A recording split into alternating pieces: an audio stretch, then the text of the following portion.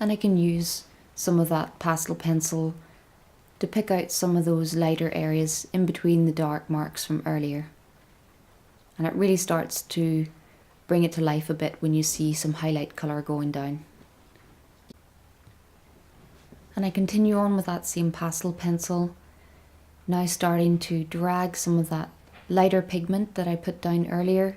You can see how I start the mark on top of the pastel that I applied and really flick it out towards the edges. The pastel pencils are great for getting those really fine flyaway hairs on the very outer edges.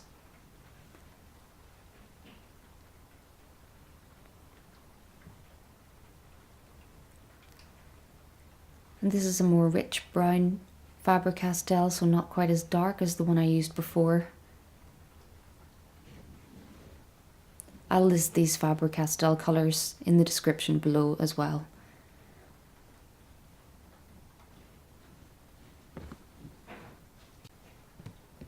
And I just go about strengthening some of those dark marks from earlier.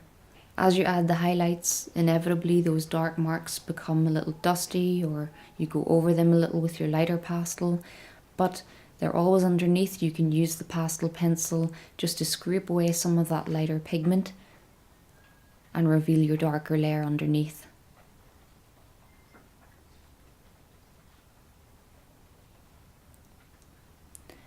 I can also come back from dark areas in the background just to help shape a few of these areas. So it's no big deal if you need to come in from the background to clean something up. I work at edges from both sides, so you can see then how I can use that lighter pencil again just to create the really fine ends of the hairs.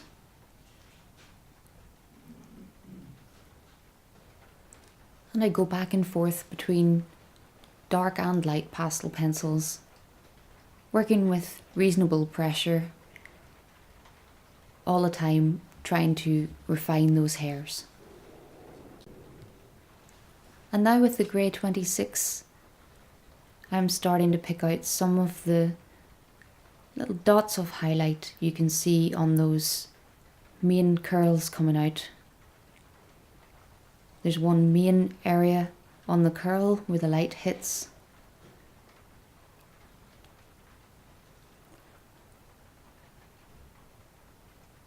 And I'm just going around strengthening some of those light areas again.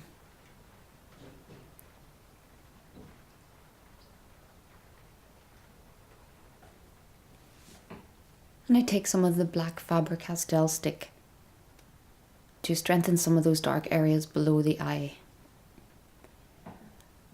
I'll also take some black and dark brown pastel pencil to again strengthen some of those curls and hairs sprouting up from the nose area.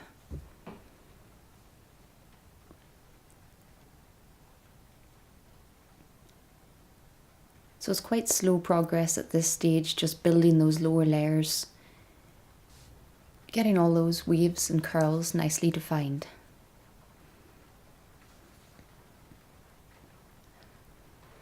And I'm just focusing on those individual dark curls that seem to sit out from the lighter fur behind. Now with my A32, I'm going to work on round the cheek. And while on this part of the dog the fur is white, we won't be using any white round here as it's in shadow, so I want to use all those blue violets and these additional 31, 32. This is BE21, a nice fleshy brown earth. So I'm just marking in the darker areas that I can see in the lower layers.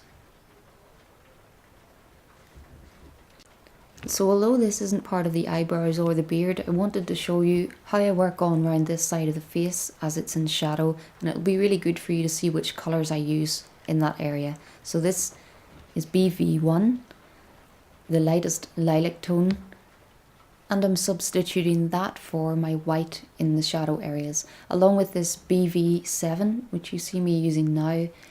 Between those two colours, I use them a lot on the shadow side, especially on white animals. This BV7 is a lovely icy blue white, and I use it nearly all the time as both highlights in dark coloured animals, but as I said, in the shadow side, even on white dogs, it's very useful.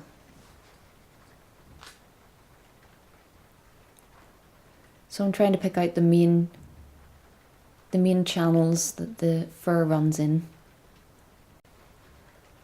And now using that grey 27, I start to pick out some of the highlights below the eye.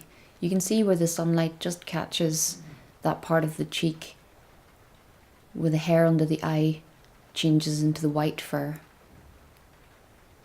This is an area I'll come back and re-highlight a few times. You'll notice a bit of a jump forward in progress. I've worked on the mouth area, on that tongue. But now I begin to work down this side of the muzzle, and I'm using BE23, quite a plummy brown earth, and just marking in some darkness on the muzzle and beginning to work below the chin.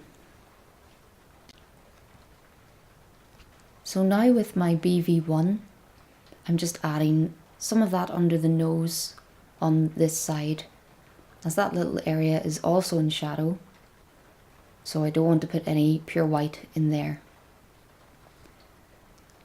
And often when I'm working on one particular area, I'll spot something that needs done, so that explains, I think, why I jump around a bit on a painting. And here I've picked up the white pastel pencil, and I start to pick out some of these smaller hairs around the nose area.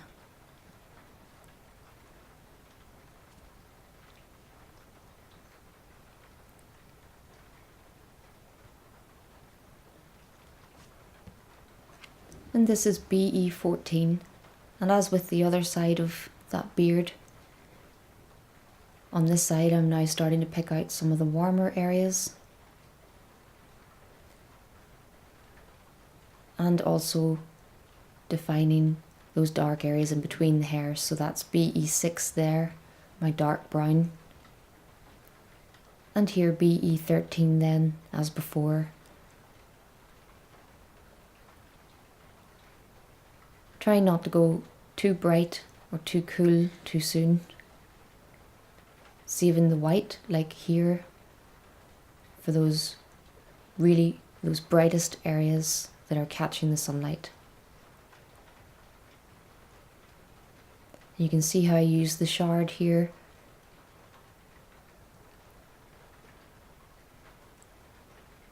When I'm sure of where I'm placing the pastel, then I can lean a bit heavier.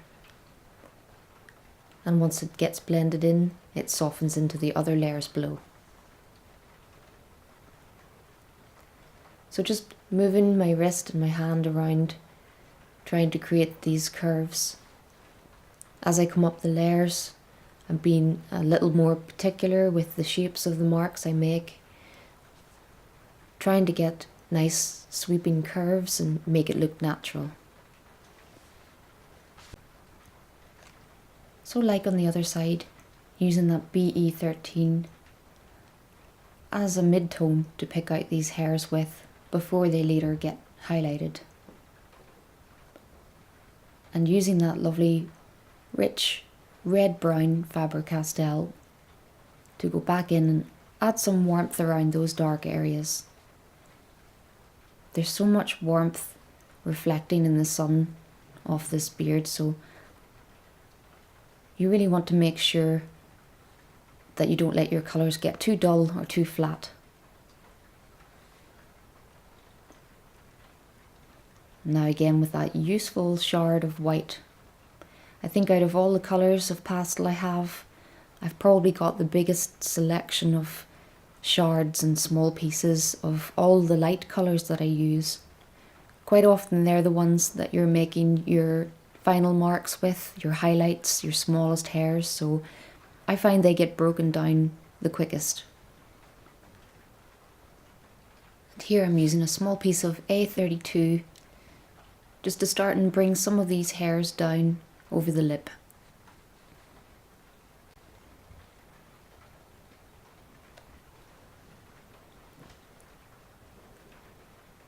And again with the BE21,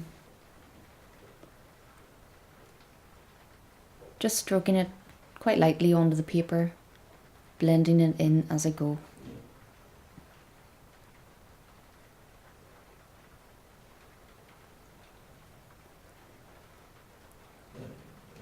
This is grey 27,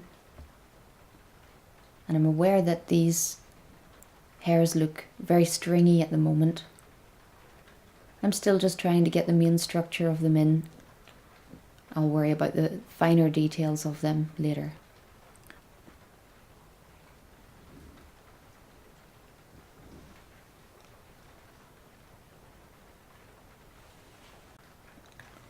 However, I feel that I lost a little bit of the darkness in behind that area, so I do come back in and darken down those areas with the black pastel pencil again. This is just in preparation for the next layers on top. Always wanting to make sure that that contrast is there before adding the brightest highlights. And now with BV2. Coming back into that shadow area, adding some smaller feathery marks and then knocking them back into the darkness.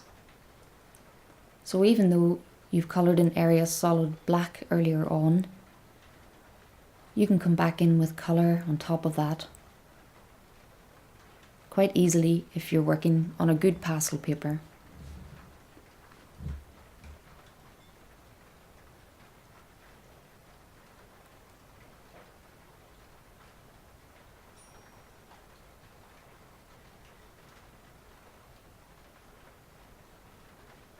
And just working around this eye, trying to fan these small marks out,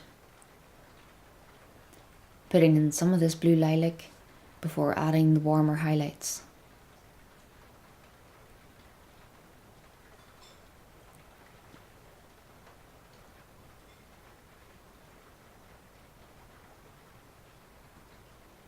And then I come back in with a bit of that light yellow pastel pencil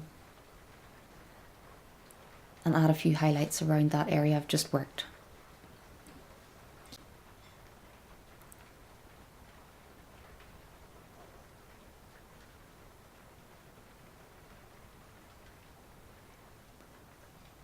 So this area already starts to look a little more 3D and natural. And now when I come back in with the white, I can start to pick out that sunlit patch.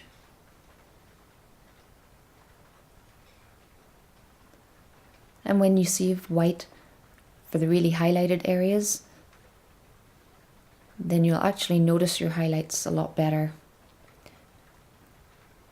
Always try and avoid using any white if something's in shadow.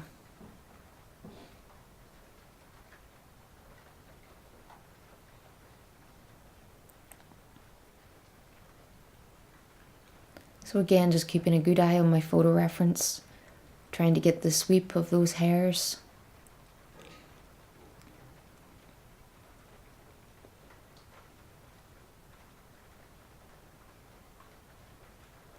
And you can see that often I smudge at the top and the bottom of the hairs, just blending the beginning and the end of the hair so we really only see that curve that's been hit by the sunlight. Pastel's just such a great medium for this effect. It's so soft, you can work layer on top of layer. To me it makes perfect sense for painting fur, especially as you are painting something that is very layered and thick, so it makes sense that you would build it up that way. And now working with that BV1 on the shadow side, on round to grey 27 on the sunlit side. Once you get to know some colours that are good for sunlit areas and shadow areas, it starts to become a bit more clear how you can use colour to create a very 3D effect. Here you'll see me use a very small piece of grey 27, just flicking in some smaller highlights on the outer side of that muzzle. You'll often find these highlights on the curls somewhere in the centre of the curve. So I'm just trying to dot in those highlights, not the whole hair, just that little point on the curve of the hair where the sunlight's catching it. So with very small marks here and there, you can very quickly start to give the impression of that light hitting the curls.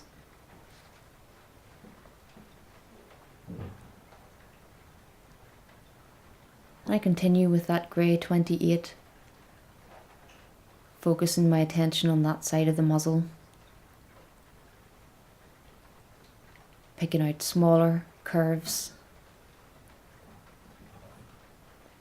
and coming back and strengthening some of the highlights.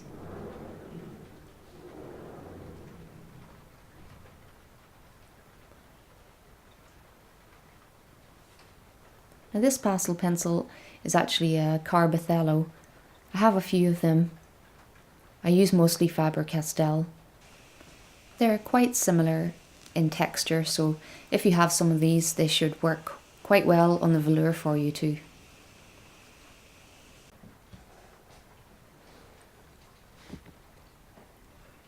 And now back in with that light yellowy pastel pencil.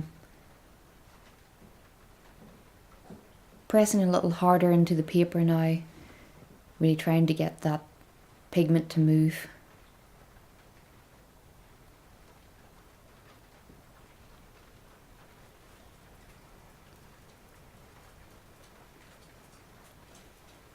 And also to create some of those smaller hairs around the edges.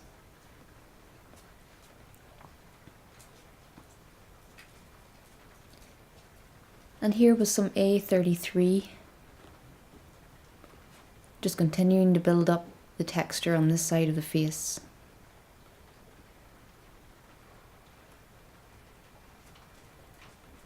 And as always, making sure each layer's nicely rubbed into the paper. And here I've decided that I need to add a bit more depth to this area, and I do that with some BE23 and BE35. So it seems a bit drastic, but I really need to get this area nice and dark before coming in with the top layers. Even using a bit of dark 14 there at the end. Those dark purples are great tones for using throughout a grey dog. And that's a grey 31 here, continuing those hairs around this side of the muzzle.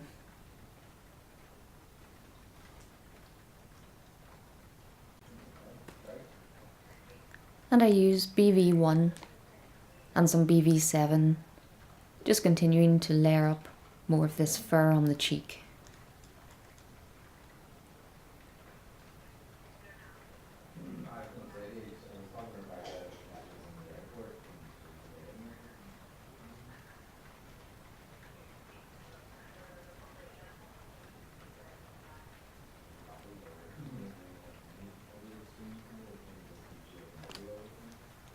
A bit of grey 26 here, and then back up, just picking out a few more of these lighter areas in the eyebrow. And it's mostly towards the end of the hair where they're poking out far enough for the sun to hit them.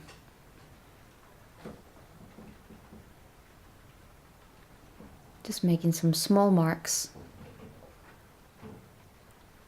trying to angle the pastel and get it roughly where I need it to be. At this point I can really fine-tune the shape of those hairs and make sure that everything looks natural.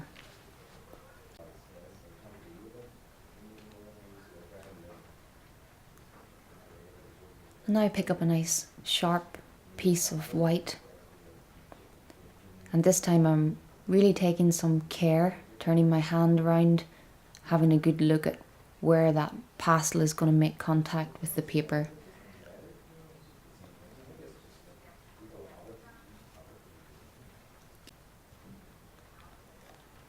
And we switch to a lower view of below the chin, so we're getting there.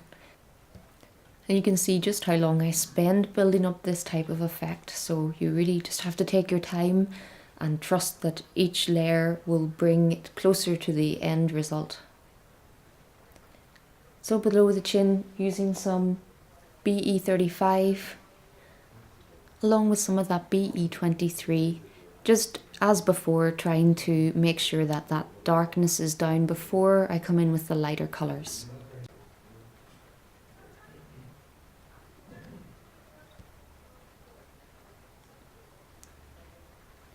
And now with BE13, starting to build some of that beard.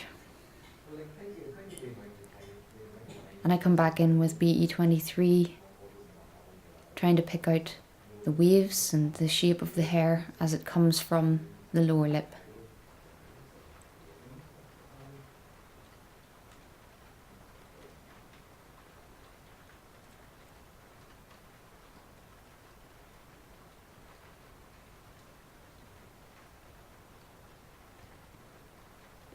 And also coming in with some of that BE35.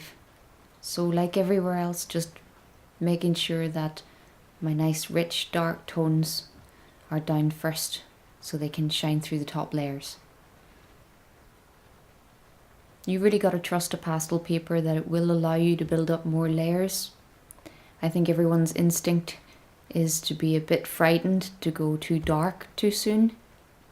So it's quite the opposite of something like watercolour, where you want to build up your dark tones very gradually. So this, instead, you're going for those dark tones first and trusting that the paper will allow you to add the highlights later. So here I'm just working on around the jawline using that BV1.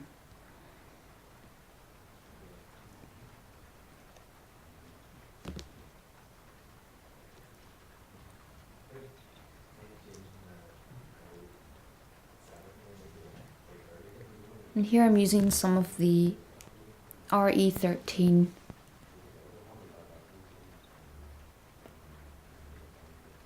doing a lot of thinking, looking at the photo reference. This is really tricky to me, so I really have to spend a long time just considering what to do next. I think half my painting time is spent sitting in a bit of a daze trying to figure out what colour to use, where to go next. So while my videos make me look like an extremely fluid and fast worker, don't worry, I do take quite a long time as well. So that's just part of the process. I bring in some BE14 here. You can see in the photo reference how warm this area is under the chin. And also some of that red-brown Faber-Castell to strengthen those couple of main curls coming down and making these really defined for later on.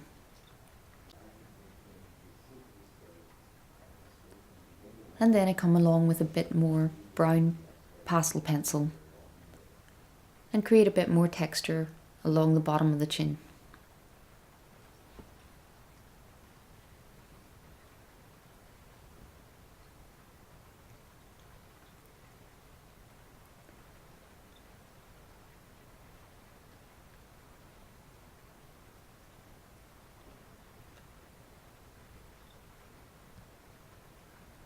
And then it's back in with the BV1.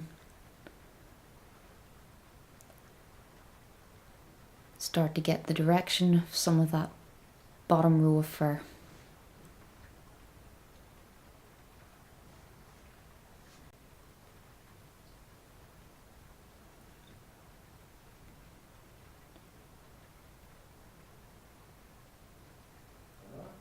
And also back in with some BE13. Some of that nice warm tone for under the chin.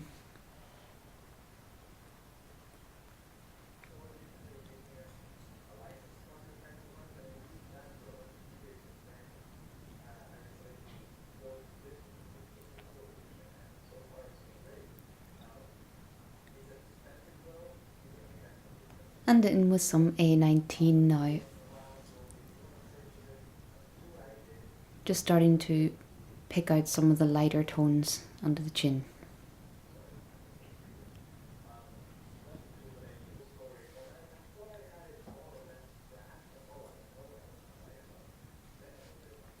Next I use some of that BV7, that cool icy blue tone, and continue some of those hairs around the side of the face. I also take some black Faber-Castell and just redarken in behind some of those hairs which come down over the lip. And now when I use that nice peachy tone Faber-Castell, I can start to drag some of those finer hairs down over the black. And I also use some of the lighter grey Faber-Castell to do the same thing.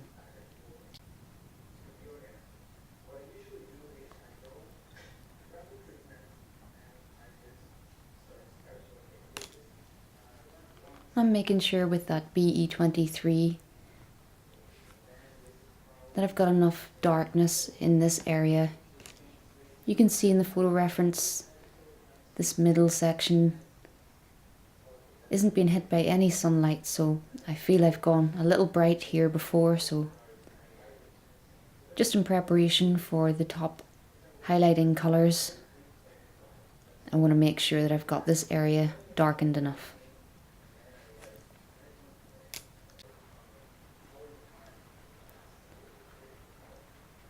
And now I pick up some grey 26. You notice as I start making smaller marks, the pieces of pastel usually get smaller too.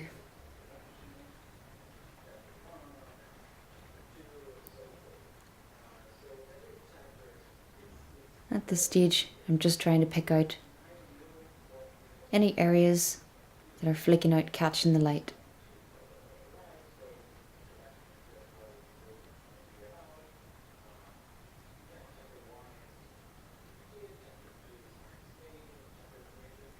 There's some little flecks of light catching in there, but you don't have to be too fussy with those. Just a slight hint at that. And then back in with some of the white to strengthen that area being hit by the sunlight. And continuing with the white in my hand for a moment. Just going round, strengthening some of these highlights and beginning to pick out some of the brighter highlights now on the beard.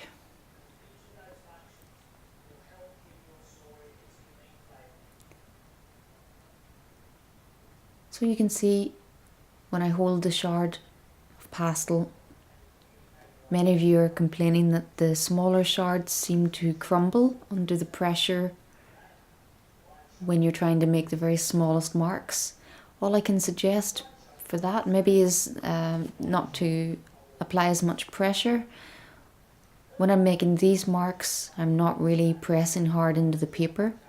The pastel is quite soft enough to make a good strong pigmented mark without me having to squeeze or press heavily. And you can see how I build things up in quite thin gradual layers, so I'm never putting too much pigment on the paper in one go. So perhaps that is how to use the smaller shards, maybe with a bit of a lighter touch. And I just work on over this side of the muzzle, dabbing on bits of white and grey 27, picking out any of those sunlit areas. And also continuing down the right side of the face with the BV7, using that as the cooler highlights over there.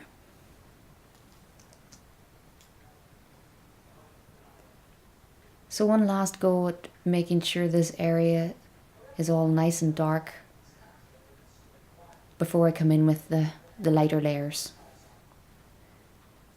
This BE35 again, just adding more texture in there and a bit of dark 14. Again, those purple tones all work so well with this colour of dog.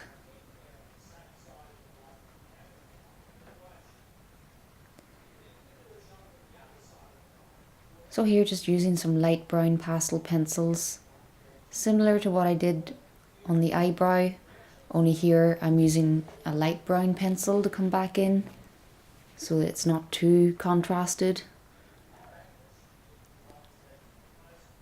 And then I can use the lighter pastel pencils just to soften the edges and create those smaller flyaway hairs. So really paying attention to where hair sprouts out from, the direction it goes, where the light is hitting that piece of hair. It's really just training your eye to notice all these small things.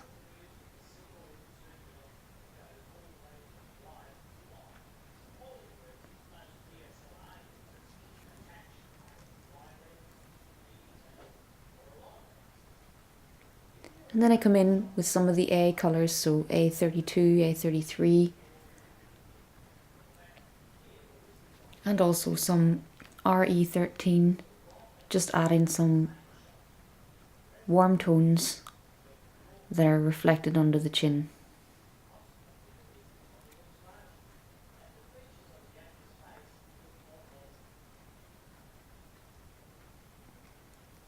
Always making sure that these prominent lines are well defined.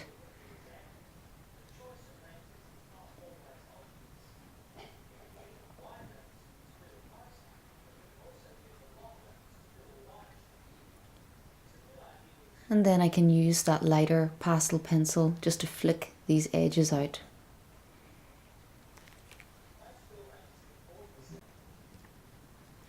So using a small piece of RE13 here,